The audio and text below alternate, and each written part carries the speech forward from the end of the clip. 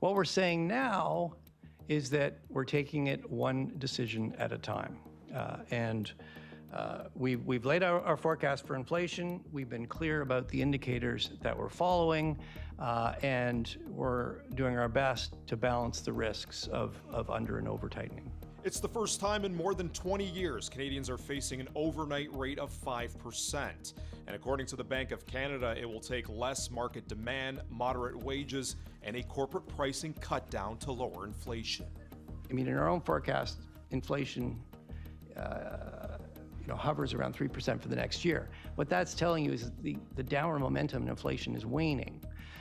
And we are concerned that, if we're not careful, the progress to price stability could stall. And if you get some upward surprises from there, inflation could even move back up. The central bank says after 10 rate hikes over the past year, inflation dropped by 5 points.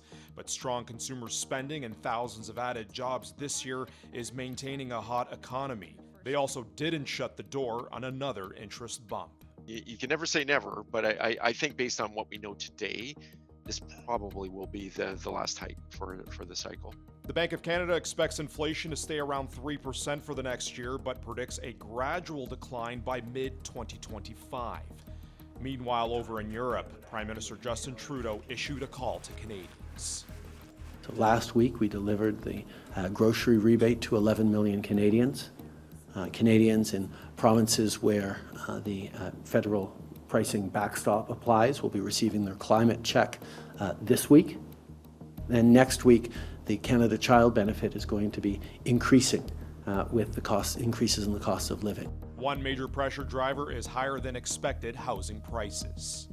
Well, unfortunately, the federal and provincial governments are doing very little to constrain key drivers of inflation, like high housing prices.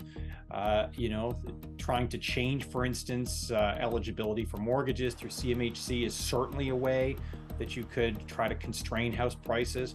Or else borrowing costs to buy homes will continue to climb. There were a lot of people who did buy during the depths of the pandemic, and you might not be coming up for renewal until 2026. Well, that gives you a long time, for interest rates to back off. So some people might actually escape the damage. Some experts think inflation targets may be difficult to reach anytime soon. I think that what they're aiming for is more like a channel of 1% to 2%, and that they're not going to be happy until we get down to 2%. The trouble is it's going to be hard to get that last 1% from around 3 to around 2. I don't think this is the last rate hike that we'll see this year as a result.